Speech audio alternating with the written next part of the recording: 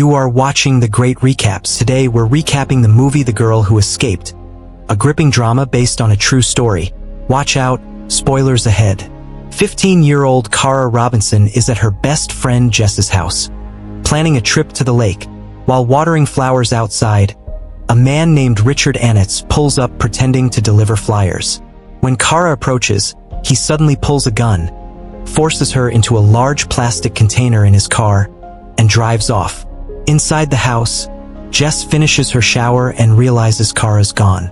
Meanwhile, Richard pulls over in a quiet area and opens the trunk. Cara imagines running, but in her mind, she's shot in the back. It's a warning to herself. It's not the right time. Richard ties her wrists and ankles, gags her, and shuts the container again. At his apartment, he removes the gag and threatens her to stay quiet. In the bedroom, he asks invasive questions about her family, friends, and if she has a boyfriend. Then he gives her 3 rules. No screaming, always ask permission and call him daddy. Cara, terrified, agrees. She knows her best chance of survival is to stay calm, act obedient, and observe everything. She memorizes his face, behavior, the layout of the apartment, animals in cages, a parrot named Clyde, phone numbers on the fridge, and notes on the calendar.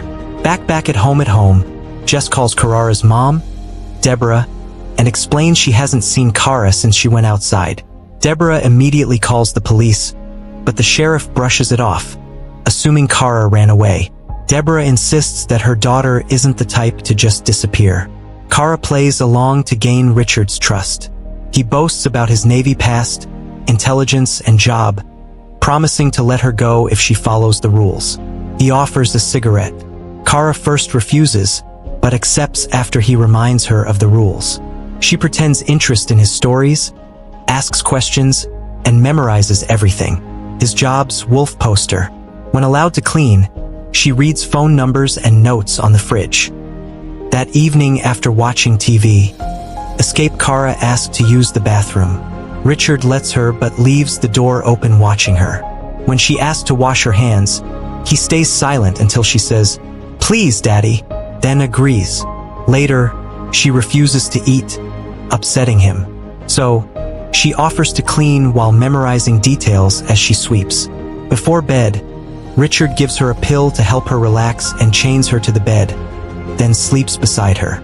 In the morning, Cara wakes first, quietly frees herself while he's still asleep, slips out, and runs down the street without looking back. She flags down a car and tells the 2 men inside that she's just escaped from a kidnapping. Though confused, they immediately drive her to the nearest police station. There, Cara tells the officers her name and explains what happened. They contact Deborah, letting her know Cara has been found safe. Cara shares everything she can remember about Richard: the layout of the apartment, his job, the animals, names, numbers, and other key details. The police are stunned by her memory and courage. They take her back to the area to identify the apartment, but all the buildings look the same. Just when they hit a dead end, a neighbor overhears the conversation. When he hears them mention animals in a wolf poster, he recognizes the description and gives them the address. Police rush to the apartment, but Richard has already fled.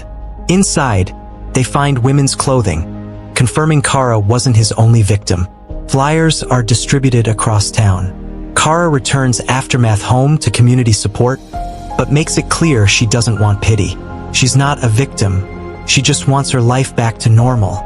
Later, Cara argues with Deborah about attending her boyfriend's baseball game. She's determined not to let fear rule her life, but her mother is still terrified of letting her go out. Cara insists that she won't let Richard take anything more away from her. Eventually, the police track Richard to a nearby location. When they confront him, he tries to flee. Officers corner him and order him to surrender, but instead, Richard pulls out a gun and takes his own life. Cara learns the news the next morning and is furious. She had hoped to face him in court and tell her story, but the sheriff assures her she already won. Her courage brought a predator into the light, and she helped save others from suffering the same fate. The film ends with Cara reclaiming control of her life, refusing to let trauma define her.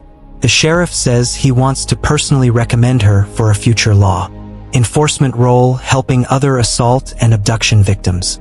Kara moves forward proud and strong, knowing she didn't just survive.